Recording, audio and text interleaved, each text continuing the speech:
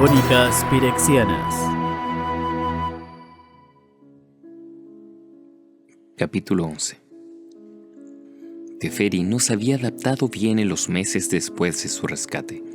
La explosión había sido horrible, por supuesto, y el fuego después, pero había quedado totalmente devastado por el hecho de que el mundo y todos sus ex amigos tenían casi 25 años más que él. Los equipos de sanadores aconsejaban con cautela a la víctima sobre su terrible experiencia, centrándose en su aislamiento de tiempo lento. ¿Qué aislamiento? Si yo estuve solo por 3 segundos. Cuando estás quemándote por el fuego, no importa si estás solo. Los 14 años antes de la explosión fueron más traumáticos. Nada de aislamiento. Yo tenía amigos. Todos los que eran iguales a mí eran 5 años mayores que yo. Ahora tienen casi 3 veces mi edad. Yo era 40 años, Masra probablemente 540. ¿Qué pasa con Teferi? Oh, él todavía tiene 14. Era otra herida que Ursa no podía sanar. Tampoco al parecer podría Teferi. Después de semanas de asesoramiento, Teferi les dijo a los sanadores que se fueran. Cuando no lo hacían, les echaba un encantamiento de picazón sobre ellos. Ellos luchaban por mantener su decoro, pero pronto comenzaban a rascarse como una manada de perros callejeros. Huyeron. Teferi salió al acecho de la enfermería. Marchó a través de la academia terminada. Ese muro no estaba aquí antes. Gruñó y le lanzó un hechizo. Serpentinas verdes de energía saltaron de sus dedos y azotaron la hierba en la base de la pared. Una enredadera creció desenfrenadamente desde el suelo, llenando la piedra caliza del muro. En momentos, el reducto fue enterrado debajo de un montículo verde. Mira estas hermosas torres. Su mano se movió de nuevo. Musgo brotó a lo largo de los tejados de pizarra azul y colgó hacia abajo en barbas grises. La rabieta de Teferi comenzó a atraer a una multitud de estudiantes. Cabezas se asomaron de detrás de los póstigos, rostros aparecieron entre las puertas. Los estudiantes surgieron para seguir al tempestuoso muchacho. Todos lo conocían por el monumento de Teferi y se reunieron con entusiasmo para ver al ermitaño adolescente en acción. Teferi se dio la vuelta. Fuera de aquí, estoy cansado de ser mirado. Ustedes han tenido casi 15 años. Miren otra cosa. Los estudiantes se apartaron unos metros de él, pero en el momento que Teferi prosiguió su camino le siguieron. Entonces, miren esto. Las túnicas de los estudiantes de la antigua Tolaria se abrieron servicialmente por debajo de su panel trasero, lo que les permitió realizar diversas funciones necesarias y esta única innecesaria. Una nueva generación de estudiantes vislumbró la infame nalgada a la etiqueta de Teferi. Muchos de ellos se giraron con disgusto, otros se rieron, algunos incluso comprobando para ver si sus ropas de trabajo permitían mostrar algo similar. Al parecer Teferi no estaba satisfecho con esta respuesta y añadió a su pantalla de visualización un hechizo olfativo. Lanzó un conjuro que envió una nube de olor a través de toda la academia. El público cerró la boca, se quedó visco y salió corriendo. Puertas y ventanas se cerraron con gran estrépito. La comunidad que se había quedado mirando a Teferi de forma continua durante más de una década, por fin cerró los ojos ante él y así desapareció. Finalmente la nube se disipó lo suficiente como para que estudiantes y académicos se aventuraran de nuevo en las calles. Barrin y Malsra estaban furiosos. Un experimento que les había llevado una semana arruinado. Su ira solo se profundizó cuando no se encontró al bromista en ninguna parte. ¡Miren en todos lados!, ordenó Barrin a los estudiantes de las calles y susurró a Malsra. No le hemos salvado del fuego y del tiempo solo para perderlo en la estupidez.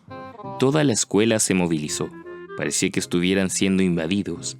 Era una lástima que Teferi se hubiera ido porque habría amado el panorama. Joira surgió en el fragor. Los estudiantes y académicos marchaban en tropel como ejércitos de hormiga a través de la academia, abriendo cada puerta, mirando debajo de cada cama, hurgando en cada cortina y tapiz. Su frente estaba arrugada en la consternación. Teferi, ¿dónde te escondes? Una sonrisa apareció en su rostro. Era como si ella pudiera leer su mente. Sabía que iba a encontrarte aquí. Dijo Joira en voz baja mientras se acercaba a su nicho en el borde occidental de la isla. Teferi no levantó la vista. sentado en una soleada ladera de arenisca, miraba hacia el mar resplandeciente. Había llegado a aquel lugar una vez, hace años, y descubierto a Kerick y Joira teniendo una cita dentro. El corazón de Teferi se debería haber roto, pero él no había revelado su secreto, incluso en la cara interrogativa de Malfra. Joira recordó ese momento. Para ella fue miles de años atrás, pero para Teferi había sido solo una cuestión de meses. Años, meses, ¿qué significaban en Tolaria? Joira misma parecía poco mayor que él en aquellos días. El agua lenta le había mantenido su edad exterior alrededor de los 22 años, y el coma la había hecho parecer aún más joven.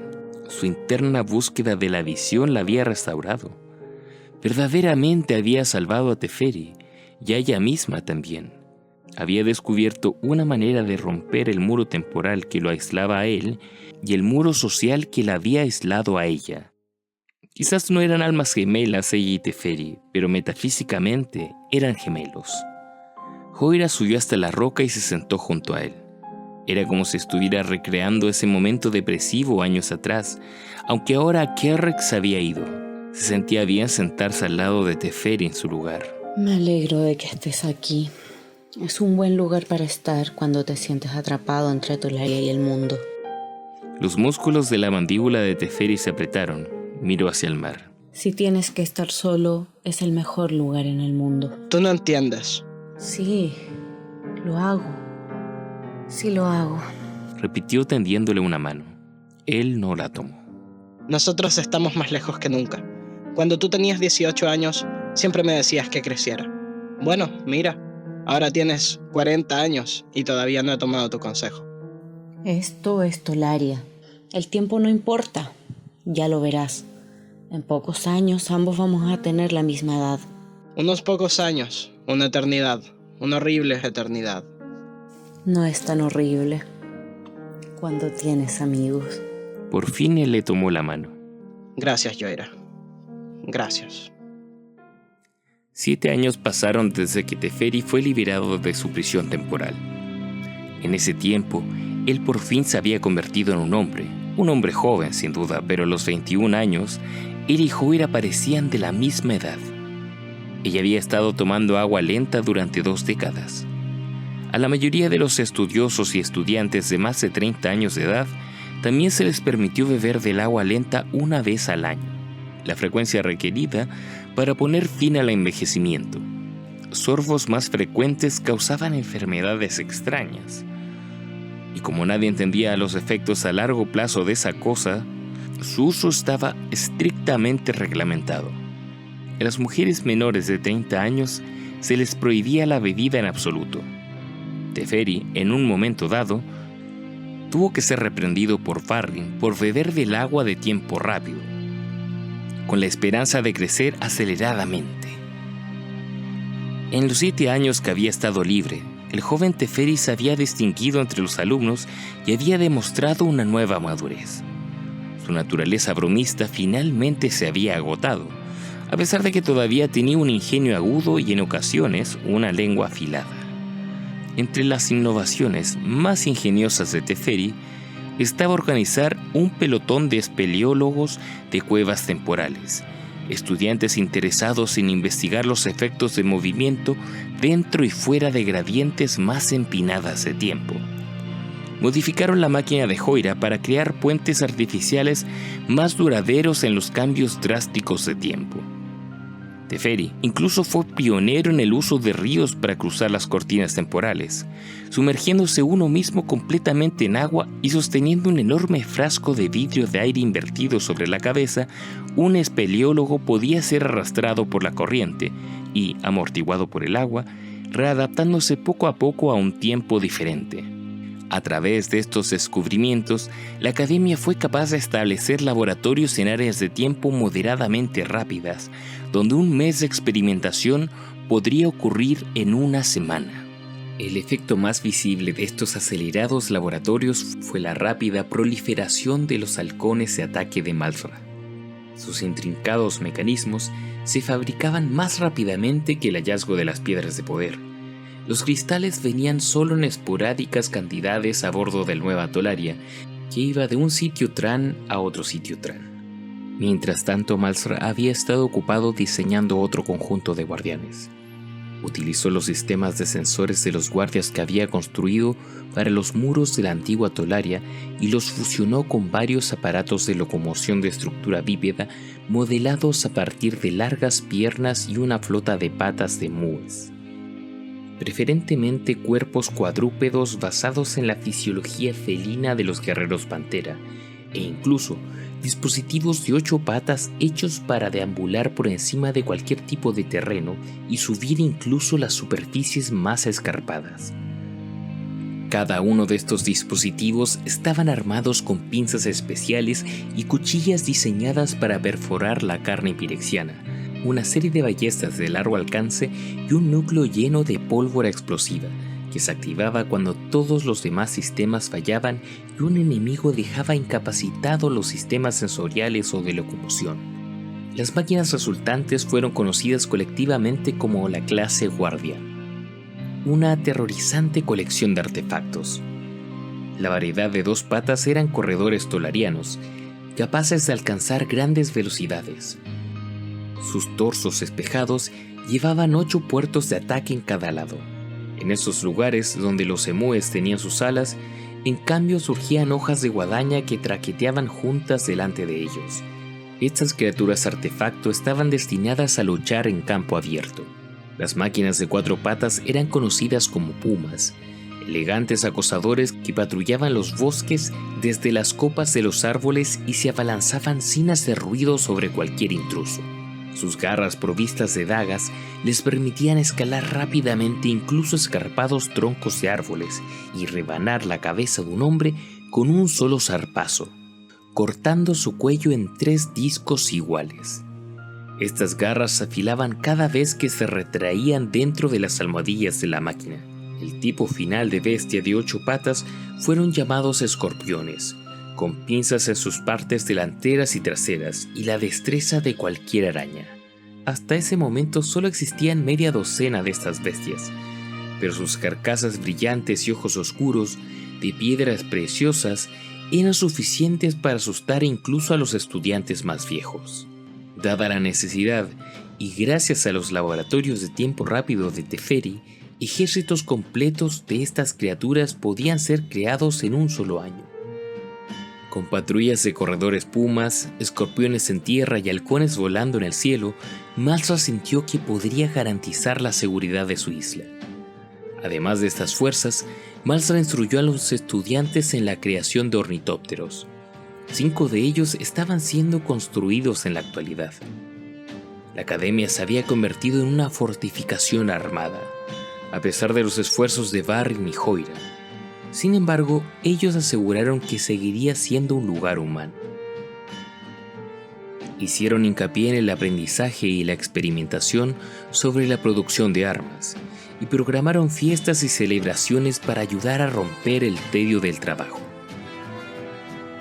Aún así, la oscuridad de la cercana garganta pirexiana nunca desapareció. Y todo lo tierno que nació dentro de las paredes de la nueva academia lo hizo en la sombra de esa terrible amenaza. Entonces lo encontraron. El pirexiano muerto yaciendo en la parte superior de la garganta había arañado su camino hasta subir por el acantilado. Había utilizado las propiedades del agua proveniente del curso de un río de tiempo normal para ayudar a amortiguar su paso, escalando una delgada cascada. Aún así, la bestia se había macerado desde la corona de su cabeza huesuda hasta el último pico de su cola parecido a un látigo. La piel rosada del demonio había sido arrancada, dejando al descubierto montones de músculos grises sobre un descomunal esqueleto. Sus alguna vez largas garras se habían desgastado hasta convertirse en nudillos ensangrentados por su ascenso torturado hasta la cima del abismo. Había pasado a través de las hojas trituradoras del tiempo y de alguna manera sobrevivido para llegar a la cima. Después de 200 años de experimentación y mutación, los pirexianos habían generado una bestia lo suficientemente resistente al cambio del tiempo para subir 150 metros a través de la cortina de tiempo rápido En 2 generaciones más, serían lo suficientemente fuertes como para escapar de la garganta y luchar. En 4 generaciones más, habría cientos de ellos. Con la ventaja de su cambio rápido de tiempo, los pirexianos podrían producir 4 generaciones de híbridos en 8 años del tiempo fuera de ellos. Fue por esta razón que Malsra planeó el Día de los Halcones, aunque se había preparado para una guerra total, y dio un preventivo y rápido ataque aéreo. El ataque tenía 2 objetivos. Como mínimo mataría a pirexianos, tal vez incluso las nuevas generaciones, y le hacía ganar tiempo a Malsra para completar su arsenal. Como máximo, podría exterminar a todos los animales que existían en la garganta, y por lo tanto poner fin a su amenaza para siempre. Varren aprobó el plan, que no significaba ningún riesgo para los estudiantes e investigadores, y empleaba a los 750 halcones mecánicos ya creados. Finalmente, el Día de los Halcones había llegado. En lo alto de la coronilla del gigante, Varren y Karn observaron a Malsra subir en la estructura de su ornitóptero recién terminado. Ese mecanismo de comando llevaba sensores remotos que estaban vinculados a los corredores pumas y escorpiones desplegados en un círculo alrededor de la garganta. También llevaba una carga útil de 50 bombas de pólvora, un complemento de 16 ballestas y alas capaces de ser echadas hacia atrás a lo largo de los principales puntales para permitir una rápida caída en picada. Desde este asiento de comando aéreo, Malsra supervisaría y dirigiría el inminente ataque. Varren entrecerró los ojos en el calvo sol de la mañana. Se llevó su mano haciendo una víscera sobre los ojos y observó detenidamente desde la coronilla del gigante hacia los bordes de la isla. Finos zarcillos de humo rojo aparecieron en el borde occidental de la isla y se deshilacharon en los vientos marinos. Hoy sus 3 escuadrones habían llegado a la costa e instalado sus puestos. Eran los últimos de los 38 escuadrones de despegue. La flota de halcones estaba lista para ser desplegada. Ursa se ató en el asiento de mando. Sus habituales túnicas azules fueron reemplazadas por un traje gris oscuro repleto de bolsillos, un cinturón de herramientas y armas en los hombros. Vestía botas acordonadas hasta la rodilla y sus ojos de piedras preciosas protegidos por una media luna oscura de obsidiana pulida. Si esto funciona bien, tal vez podamos enviar millones de estas bestias a Pirexia, y ni un solo dominariano tendrá que luchar. ¿Y tú? Tú eres un dominariano. Tú nunca dejas de preocuparte. Volaré sobre el cañón, descargaré mis bombas y saldré del alcance de todo lo que puedan lanzar. Será como volar sobre el desierto de los Falaji. Además, solo soy una distracción, una cortina de humo para ocultar el asalto. Los halcones mismos ocultarán su propio asalto. Es por eso que estamos tomándonos la molestia de ponerlos en marcha en el borde de la isla. Van a correr más rápido que el sonido mismo de su inmersión. Los pirexianos ni los verán ni los escucharán hasta que sean destrozados por ellos. Tu andanada de bombas solo te pone en riesgo a ti y a tu nuevo ornitóptero. Ambos sabemos que posiblemente pueda sobrevivir a una caída a través de la burbuja temporal alrededor de los pirexianos. ¿Podrás sobrevivir a los momentos siguientes, rodeado de cientos, quizá miles de estas bestias? El caminar por los planos no te podrá salvar cuando las distancias son de tiempo. Con un bufido, Malsra activó el gran dispositivo Tran. Este volvió a vivir con un estremecimiento. Sus alas se desplegaron en acordeón y comenzaron a batirse. La máquina se elevó lenta y animada en los cielos. Esta es una batalla que hay que luchar y ganar, dijo Malsra saliendo disparado lejos de la coronilla del gigante. Justo antes de que las alas zumbantes ahogaran todo sonido existente, Varren gritó: ¡Hay otra batalla! ¡Una batalla mucho más grande que debes luchar y ganar! Karn vio el ascenso de la máquina hacia el cielo, más allá del alcance de sus palabras. El hombre de plata dijo: Los equipos han preparado su ornitóptero, mago experto. Como usted lo solicitó, incluyeron una carga exclusiva de 50 bombas. Espero que no lo necesite. El maestro Malsra podría sobrevivir a una caída en la burbuja de tiempo, pero yo soy bastante. Sí, usted es muy humano. y yo he estado cerca de él el tiempo suficiente para saber que el maestro Mazra no lo es. El no humano, en su no pájaro, voló en espiral hacia arriba por encima de sus cabezas, en una maniobra diseñada para captar la atención de todas las bestias en la garganta, y para señalar a los equipos de halcones en el borde de la isla. Ahí está la señal, Dijo Joira a sí mismo. Miró hacia el sol naciente donde Mazra volaba en espirales audaces. va a comenzar su bombardeo en cualquier momento. Se giró y llamó a sus 3 capitanes de escuadrones. ¡Halcones! ¿Listos? La brigada 15 lista. Respondió Teferi, que estaba al lado de 20 de las criaturas artefacto. Cada ave ocupaba una pequeña plataforma de metal de despegue, anclada por una espiga de 30 centímetros de largo, enclavada en la arena húmeda.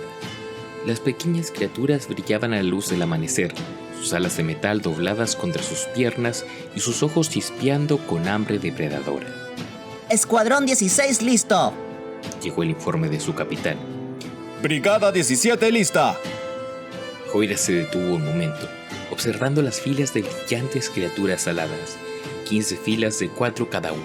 Ella y sus 690 compañeras podrían bien salvar la isla. ¡Suelten los halcones! 60 pares de alas se encendieron. 60 criaturas artefactos se agacharon un momento, tomando impulso para saltar por el aire. Entonces, el viento se llenó con la filosa bofetada de alas de metal. Los halcones se elevaron en una gran nube brillante, camuflada contra el afanoso mar plateado. La gran afluencia de ellos hacia arriba de alas y dientes, sondas de rastreo, fue algo horrible. Joira vislumbró otra masa de alas resplandecientes a lo largo de la orilla en otra dirección.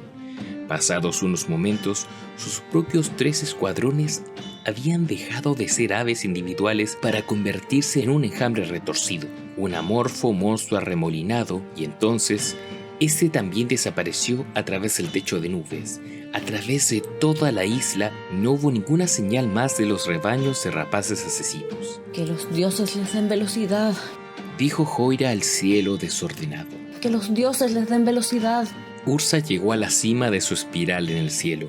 Plegó las alas de la espalda de su ornitóptero al lado de los puntales.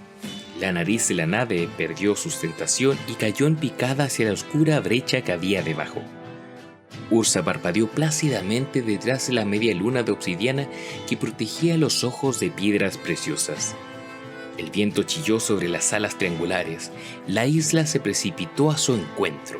Levantando las alas exteriores, cogió empuje y descendió en espiral por encima de la hendidura negra. La nave se niveló en un furioso pase ametrallado. Unas flechas oscuras se dispararon en un bosque puntiagudo a todo su alrededor. Ursa abrió el compartimiento, echando bombas de pólvora sobre la fortificación bastante herida de más abajo. Cada dispositivo incendiario que caía se precipitaba en el tiempo rápido y chocaba ferozmente en el impacto.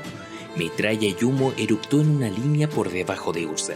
Se la dio, volando lejos de otra ráfaga de arpones, y se quedó mirando con deleite a la nube ardiente de destrucción. Ellos no verían la perdición que se levantaba en los bordes de la isla, elevándose para descender y perforar los muros de su cárcel de tiempo y matarlos. Él tampoco vio el arpón que se elevó a una velocidad diabólica, se estrelló a través de su ala de babor y lo arrastró hacia abajo en el pozo pirexiano. Cada garganta o saco de aire de la quebrada pirexiana ululó cuando la flecha de la ballesta traspasó la máquina voladora de Ursa caminante de planos.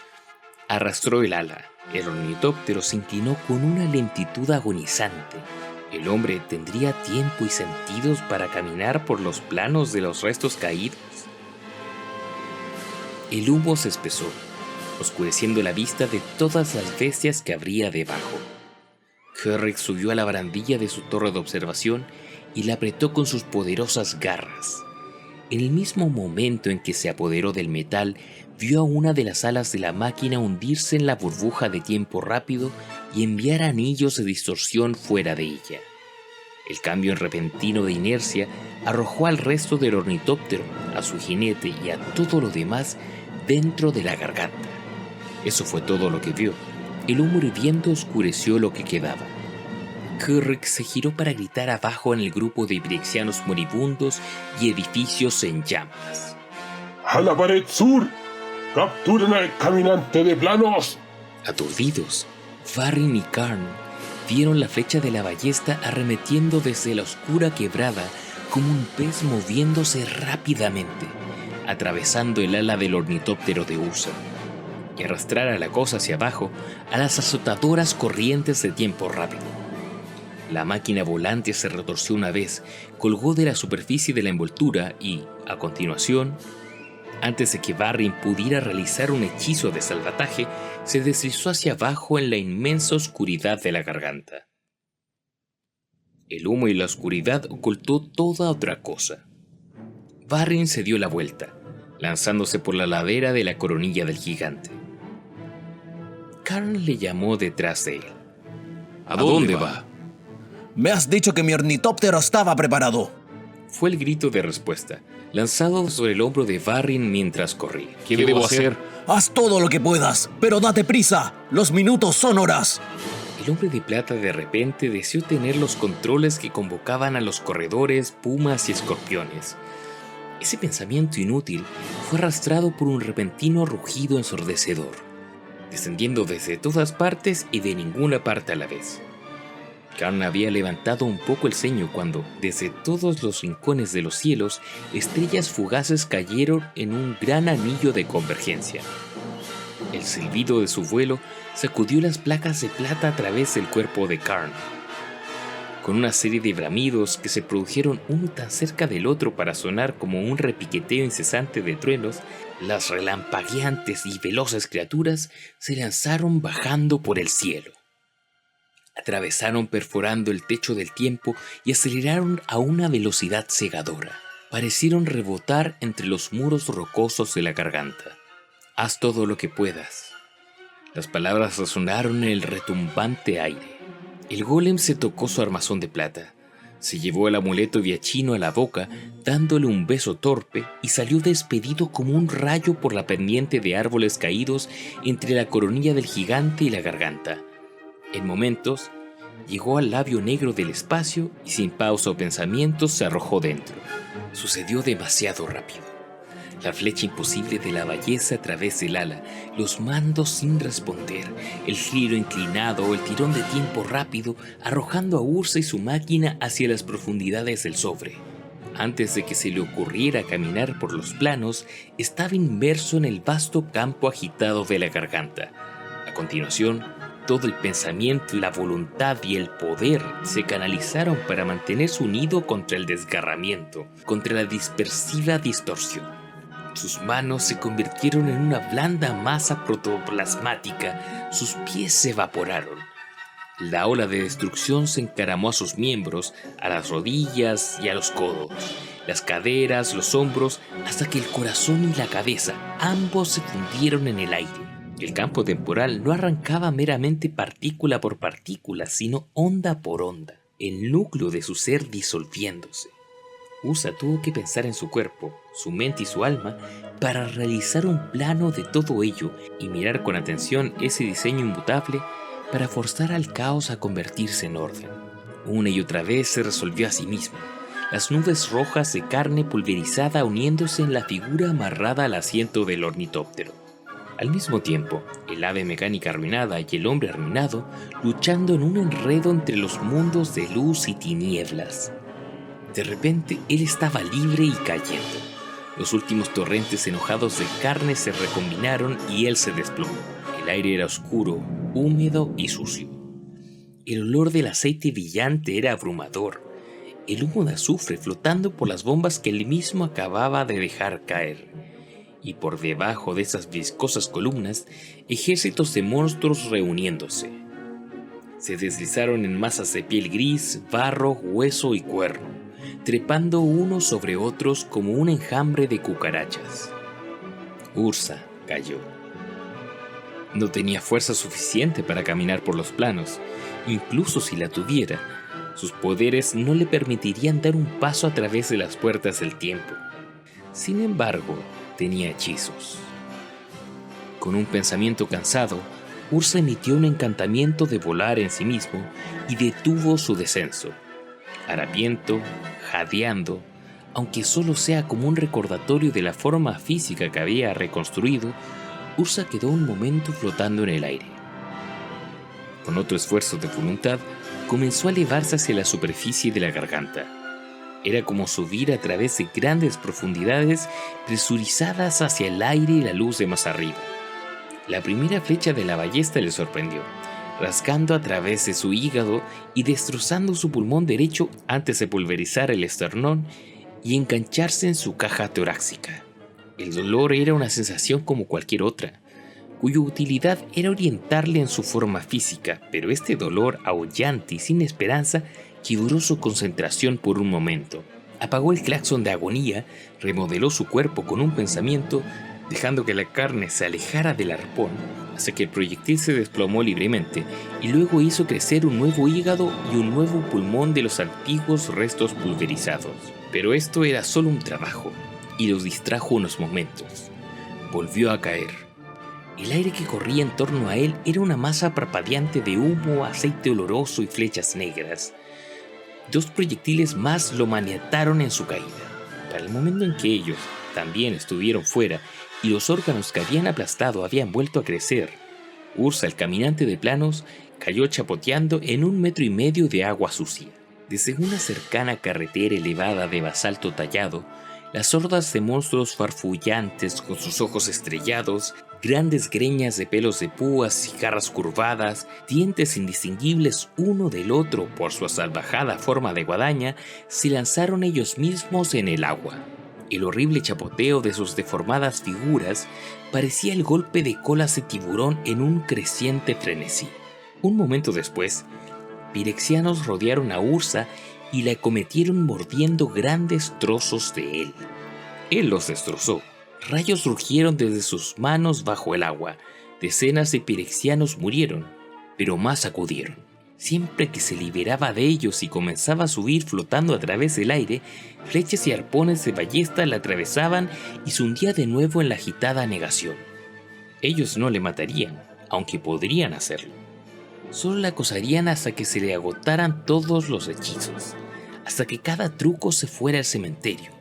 Entonces, le envolverían en una red como a uno de sus peces carroñeros y lo transportarían para ser desollado vivo por el hombre que estaba allí de pie en ese puente coronado por el humo. K'rrik. Las extensas huestes de K'rrik estaban reunidas en la arena en el centro de la ciudad. Era un círculo elevado de basalto negro, tallado en forma de embudo gigante. Círculos de balcones y asientos convergiendo en la pequeña plataforma central. Aunque utilizado más a menudo para luchas de gladiadores, muchos de los cuales se parecían al mismo K'rrik, el espacio central no estaba cercado por ninguna barandilla, muro o portal que pudiera contener a los guerreros. Las batallas comenzaban en ese escenario, pero se extendían por toda la arena. No solo se esperaba, sino que se animaba a los competidores para que utilizaran la topografía, el armamento o incluso a los ciudadanos de la arena en su lucha. El borde exterior del estadio estaba surcado por una gran variedad de armas de púas y pinchos proporcionados por el Estado. Eran armas de hueso, de piedra y de cuernos, pero por supuesto, nada de hierro. Para obtener un arma de metal, un gladiador tendría que arrancarla de las garras de un espectador. A menudo los desagradables miembros de la multitud perdían brazos o colas amputadas para fabricar improvisados garrotes y látigos, y a veces pequeñas bestias se utilizaban en su totalidad. Sin embargo, no había una batalla de gladiadores programada para hoy. Esta multitud se había reunido para una ejecución del Estado. Ellos de todas formas habían llevado sus armas con la esperanza de que pudieran obtener una oportunidad de unirse a la diversión. En el centro de la arena estaba colgado Ursa, el caminante de planos, atado a una destrozada columna de obsidiana. El pilar era tradicionalmente utilizado para ejecutar traidores, que eran mutilados a muerte por gimoteantes horrores. Con Ursa, Las hordas torturadoras fueron necesarias para mantenerlo débil e indefenso, mientras Kerrick hacía alarde de su nuevo premio. El mayor de sus 3 verdugos era poco más que un puño gigantesco de carne, con 2 pequeños ojos colocados debajo de un par de tenazas dentadas. A intervalos, la bestia se abalanzaba y evisceraba a Ursa, arrastrando sus intestinos humeantes en el pulido piso de basalto. Las otras 2 eran bestias con cabeza de chacal y cuerpos arácnidos, esperando dar un salto si Ursa dominaba al otro asesino. Kerrick se pasó ante el nudo de ellos, riendo sibilantemente, aunque emitían excitantes ovaciones cada vez que el Planeswalker era atacado. La multitud reunida de bestias por lo demás estaba silenciosa, tratando de escuchar cada palabra de su gobernante, de su dios. Él no habló con ellos en los dulces tonos que había utilizado para manejar a Joira todos esos años. Para hablar con ellos no utilizó ningún lenguaje humano en absoluto, sino más bien la crujiente lengua de gruñidos de Pirexia. Ursa, que podía beber idiomas como agua, entendió lo que dijo. Niños de Pirexia, vástagos del dios mayor Yagaumoth y su hijo Kerrick, salamandras, y negadores y engendros del tiempo. He aquí el hombre que nos trajo hasta aquí. Contemplen aquí el hombre que nos abrió la puerta de entrada a este nuevo paraíso. A Dominaria. Esta declaración fue interrumpida por una estocada brutal de parte de la bestia de pinzas. Las vísceras rasgadas se derramaron en un fétido flujo en el suelo. Un alarido gutural brotó de la multitud reunida. Incluso cuando el monstruo se retiró y Kerrick comenzó de nuevo a hablar, las entrañas de Ursa se retorcían en el suelo. Estas se introdujeron de nuevo en el hombre asesinado por su única fuerza de voluntad. Él tiene una larga y honorable historia de ayuda para nuestra próxima dominación. En las cuevas de Koilos, él y su hermano Mishra rompieron la piedra de poder que nos había encerrado lejos de Dominaria, abriendo así el camino para nosotros. Durante la posterior guerra de Ursa contra su hermano Mishra, los seguidores de nuestro patriarca Jinx fueron bienvenidos en los 2 ejércitos, y aún Jinx hizo de Mishra un pirexiano. Cuando Ursa se enteró de la conversión de su hermano, él estaba tan encantado que desató una catástrofe a través de Dominaria para matar a sus grandes ejércitos, hundir sus naciones más poderosas y suavizar el camino para que nosotros podamos invadir. Abandonó su mundo, a su asociado de confianza Taunos e incluso a su propio hijo, Harvin, todo lo cual hemos heredado. Ursa lanzó un grito de desesperación justo antes de que sus intestinos se desperdigaran otra vez y no le quedara aliento para gemir. Aliándose con nuestra compañera, la salamandra Sansa, Ursa viajó a Pirexia bajo el pretexto de la guerra. En verdad fue guiado a nosotros como un mosquito hacia un gran faro. Deseaba unirse a nosotros, convertirse en uno de nosotros, para demostrar su buena fe. Condujo un ejército de nosotros al reino de Serra, donde iniciamos una guerra de conquista que pone al reino del ángel a nuestros pies. Incluso ahora, él traicionó a la mujer que lo había sanado y nos dio su plano como un trofeo. Los silbidos y gruñidos de placer casi ahogaron el sonido del derramamiento de sangre. Ahora nuestro eterno campeón, nuestro espía en Dominaria y a lo largo de todos los planos ha llegado a nosotros. Él ha venido a pagar homenaje a Yagaumoth y al hijo de Yagaumoth, Kerrick. Él ha venido a concedernos el mundo.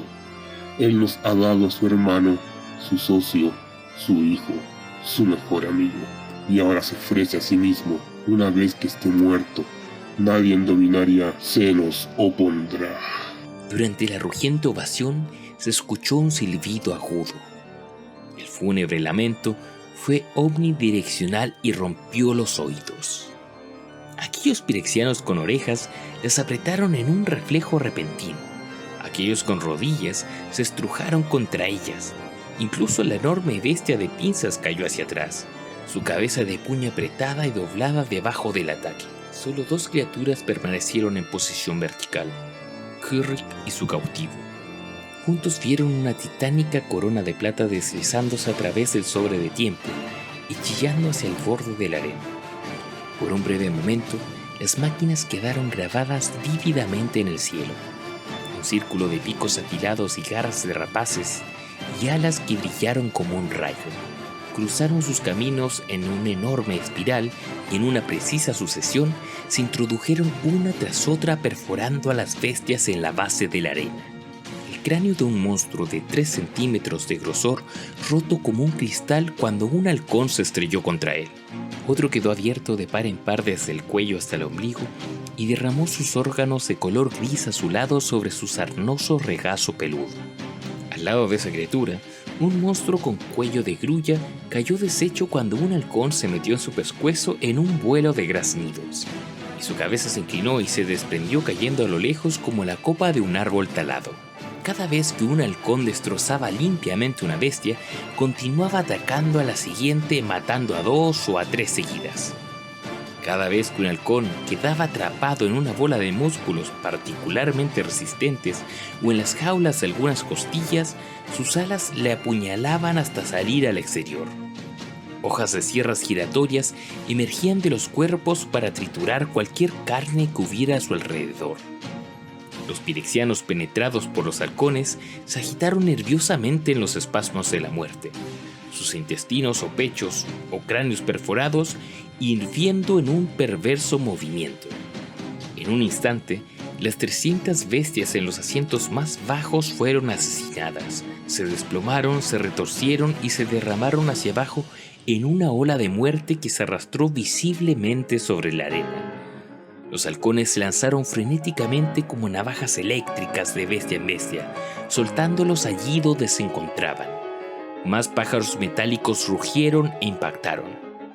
En un segundo instante, los restantes 300 pirexianos asumieron su propia defensa. Tomaron sus espadas y garrotes para golpear a las aves de los cielos. La marea de la masacre se desaceleró, pero no se detuvo. El graznido de alas plateadas se unió a un múltiple rugido de pirexianos luchando y muriendo. En medio de todo ello, atado al poste de obsidiana, Ursa finalmente se recuperó totalmente de los ataques de las bestias de pinzas. Su abdomen se volvió a montar. Su carne se coció brillando en señal de salud. Levantó la cabeza. Las arañas con cabeza de chacal retrocedieron acobardadas por el ciclón de mercurio que asolaba el lugar por todas partes. Con una invocación de voluntad, Ursa recordó las montañas de Tolaria y sacó de ellas el poder para 4 hechizos. Una llamarada roja zarcó hacia afuera de Ursa, quemando sus cuerdas e impactando a la bestia con pinzas. Amplificó la ardiente explosión con su propia furia acumulada. El titánico monstruo se quedó hecho jirones de carne frente a él. Su sangre extinguió el incendio que le consumió. Las arañas chacal se giraron con un asombro repentino. Ursa extendió otros 2 hechizos. Un torrente de bolas de fuego salpicó a las criaturas y éstas se convirtieron en chisporroteantes pedazos de basura. Con su propia figura rodeada por el vapor de la rabia momentánea, Ursa marchó acechante, dejando atrás a los montones humeantes que eran sus atacantes, buscando al pirexiano en el corazón de todo eso. Pero Kurrik ya se había ido. El golem se abalanzó, pasó por la rapaz barrera de tiempo. Su furia destructiva tratando inútilmente de destrozar sus cables y conductos. El calor centelló a través de su armadura. Sus medios de orientación se volvieron locos y no pudo distinguir entre arriba, abajo, pasado y futuro. Luego, en una carrera enfermiza, atravesó y se hundió en la garganta de tiempo rápido. Ese fue el peor sentimiento de todos. Algo en Karn respondió a ese lugar. Algo en el centro de su ser, a pesar de que sintió el inmundo olor de aceite, sangre y la descomposición en el aire, a pesar de que vio el perverso contorno de la monstruosa ciudad que había debajo y sabía que Ursa estaba allí en alguna parte, atrapado o muerto, aún así había una cruel justicia en todo eso. Era una enorme y desolada belleza por la que no podía evitar sentirse atraído. Al principio no pudo imaginar de dónde surgía ese sentimiento truán, pero entonces lo supo. Era el centro de su ser, la piedra de poder que le proporcionaba su mente, su corazón y su alma. que había provenido de estas criaturas monstruosas. Karn había venido de allí. El golem cayó en un lago insalubre. El agua sucia corrió en cada grieta y hueco de su cuerpo. Se estrelló con el fondo enlodado, huesos y podredumbres sobre el lecho de roca, lanzándose a sí mismo hacia arriba. Karn se levantó y descubrió que su cabeza salía de la superficie. La pared rocosa de la quebrada se alzaba ante él. Se dio la vuelta y por primera vez pudo ver claramente la ciudad demoníaca que K'rrik había construido. Desde una formación volcánica en la base del cañón se elevaba una colección erizada de torres, muros, picos y almenas. Las paredes del desfiladero, todas alrededor de la ciudad, le miraban por las profundas minas oscuras, como restos de duelo, torcidos y llorosos. Las aguas por las que Karn caminaba estaban llenas de criaturas feroces, muchas de las cuales incluso ahora se acercaron y mordisquearon en su marco de plata. Por encima de la ciudad, nubes de halcones mecánicos volaban en círculo en una gran tormenta. Ursa estaría en el centro de esa tormenta. Haciendo caso omiso de las mordisqueantes mandíbulas y las retumbantes colas, Karn avanzó hacia la ciudad. La marea había cambiado. La mayoría de los halcones habían caído. Muchos negadores pirexianos aún permanecían. Los encantamientos de Ursa se estaban agotando. Las criaturas artefacto que él había invocado estaban siendo desmanteladas en las garras y colmillos de sus adversarios. Sobre espantosas estepas de muertos, la nación de K'rrik comenzaba a juntarse en el centro de la arena para matar a Ursa. Él tal vez podría reunir la fuerza necesaria para caminar por los planos, aunque el viaje solo lo llevaría a alguna otra esquina oscura de la fisura de tiempo. Allí moriría cuando K'rrik retornara. Era mejor luchar ahora y diezmar sus fuerzas. De repente, en la ensangrentada y oscura arena apareció una figura de plata. Karn avanzó a su manera lenta e incesante, rompiendo por casualidad brazos, colas y aguijones de sus agresores y siguiendo adelante. Ellos se le rodearon como un enjambre de moscas, pero él talló un camino a través de ellos. Se amontonaron sobre él, pero él logró cavar una salida. Un corte infernal venía con él. Bombas de humo golpearon entre el círculo en el avance de pirexianos. La metralla se extendió en un anillo de muerte. Más aceite brillante se mezcló con lo que ya pintaban los asientos, y aquí y allá se prendió fuego. Ursa miró a través del anillo en ascenso de humo sulfuroso. Allí, congelado en el tiempo por encima de la garganta, estaba la figura de un ornitóptero. Voló a baja altura sobre la envoltura temporal. Ursa pensó que podía distinguir la figura sombría de su piloto. Mejor aún, saliendo de la nave, una esperanza plateada llegó en forma de un cable de metal delgado. Hizo unos bucles cuando descendió en la fisura de tiempo, se desenrolló y se balanceó a unos pasos de Ursa. De repente el hombre de plata estaba allí también. Apretó la cadena en un brazo potente y tomó a su amo en el otro. Cuán lentamente se elevaron por encima de las hordas estridentes, lanzas y flechas silbaron al encontrar la piel de Karn o enterrarse en la de Ursa hasta que pudo alejarles de allí una vez más. Sin embargo, muy pronto estuvieron más allá del alcance de cualquier arma arrojadiza, y luego más allá incluso de las pocas balizas que todavía estaban operativas. Tomaron una última mirada a la destrozada ciudad de los demonios, llena de los restos de sus halcones mecánicos. Solo les he dado más metal, más piedras de poder para luchar contra nosotros, exclamó Ursa sombríamente. Y luego el chispeante borde de la grieta los envolvió.